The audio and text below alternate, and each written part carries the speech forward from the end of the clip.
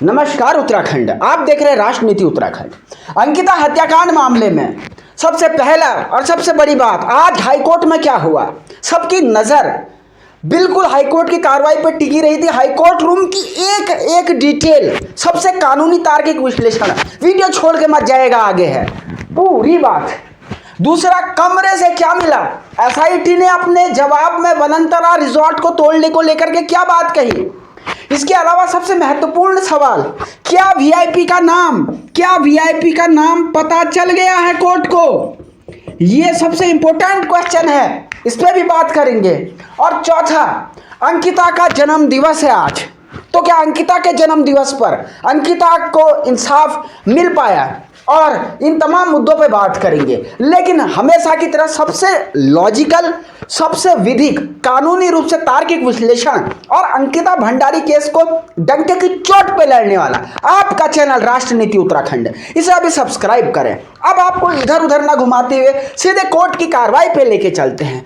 दोस्तों, पहली जो कार्रवाई हुई थी वो थी 3 नवंबर को। आपको याद होगी, जब आशुतोष नाम के एक याचिकाकर्ता ने 3 तारीख को पिटीशन फाइल की थी, उस दिन एसआईटी ने कहा था 11 नवंबर को आप अपने पूरी चीजें लिखित में लेकर के आइएगा, और आज वही 11 नवंबर का दिन था जब कोर्ट में सुनवाई हुई। तो सबसे पहले कोर्ट ने 2 पक्षों पर विचार किया कि क्या आशुतोष जोशी को पक्षकार बनाया जाए या नहीं बनाया जाए।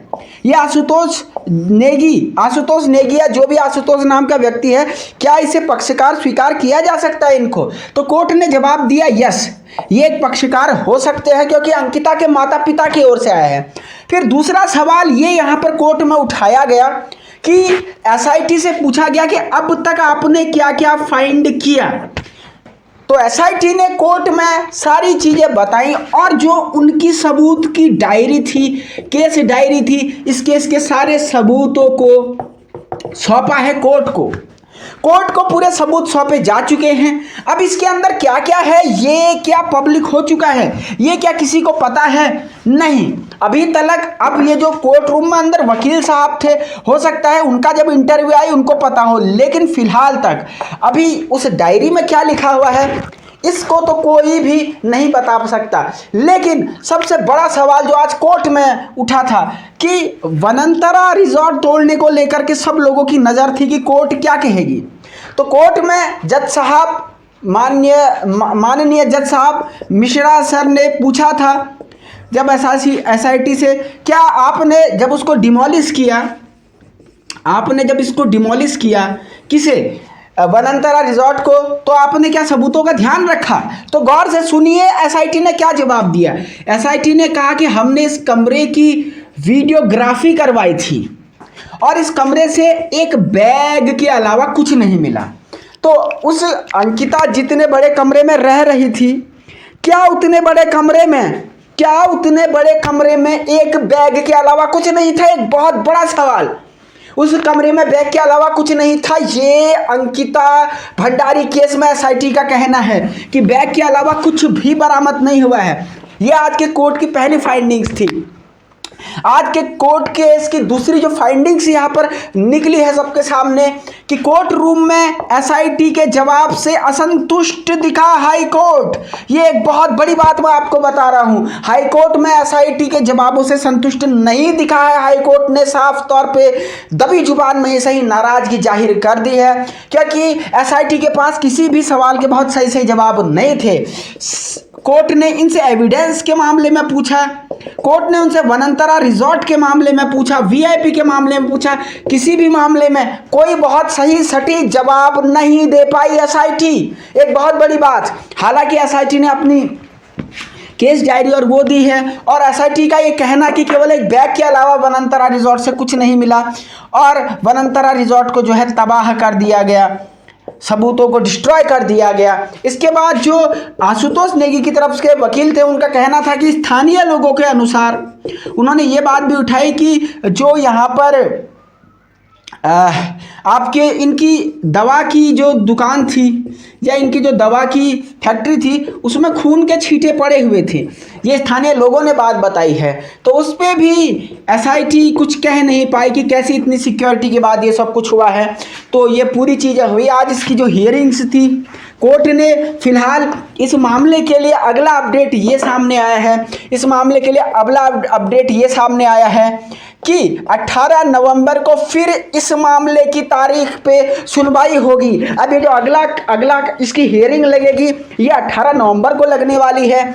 और आज कोर्ट को सारे सबूत, गवाह, भले वीआईपी का नाम पता हो नहीं पता हो, क्या इस केस से जुड़े हुए सबूत हैं, गवाह हैं, ये तमाम चीज़ें कोर्ट को मिल चुकी हैं।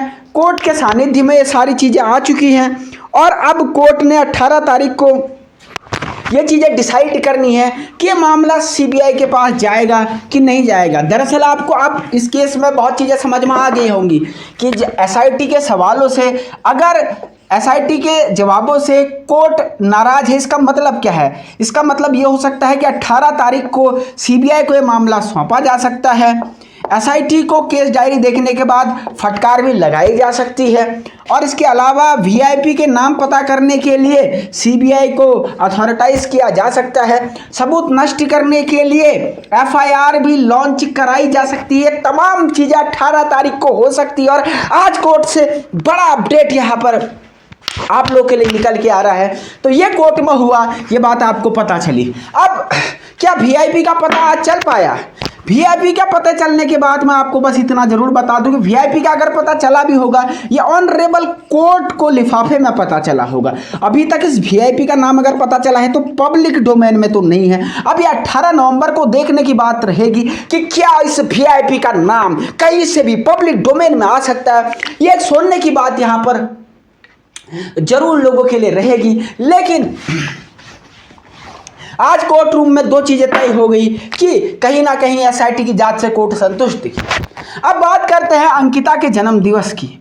आज आप लोगों को पता होगा कि आज अंकिता का जन्मदिन था। अगर आज अंकिता हमारे बीच होती तो अंकिता 20 वर्ष की हो चुकी होती। अंकिता की आखिरी चैट और आखिरी कॉलों में जो उसने अपने मम्मी पापा के साथ बातचीत करी थी, उस कॉल में उसने कहा था कि मैं अपने घर आना चाहती हूँ और ये बर्थडे मैं धूमधाम से मनाना चाहती हूँ। कहा जाता है कि अंकिता को नए कपड़े पहनने का शौक था और उसके भाई ने जब एक बार उसके लिए नए कपड़े भेजे थे तो वो फोटोज़ आप देखते भी है सोशल मीडिया पे, तो कितनी खुश नज़र आई थी। और इस बर्थडे पे भी अपने मम्मी पापा से मिलने का उसको शौक था। लेकिन दुर्भाग्य और पुल की जैसे दरिंदों की जो दरिंदगी है उसके कारण आज अंकिता हमारे बीच नहीं है। तो आप अंकिता के लिए एक कमेंट जरूर लिख दीजिएगा कि हैप्पी बर्थडे अंकिता। ये मैं आपको इनबॉक्स में दे रहा हूँ। आप कुछ नहीं तो कम से कम इतना जरूर लिख दीजिएगा आज की हैप्पी बर्थडे अंकिता। हम अंकिता के बर्थडे में अंकिता के साथ हैं। तो ये कोर्ट की पूरी प्रोसीडिंग्स थी और मैं फिर कहूँगा कि सबसे तार्किक, सबसे धारदार विश्लेषण के लिए राष्ट्रनीति उत्तराखंड को जरूर सब्सक्राइब करें। हमारे वीडियोस देखते रहे। बहुत शुक्रिया, धन्यवाद, नमस्कार। देखते रहें राष्ट्रनीति उत्तराखंड।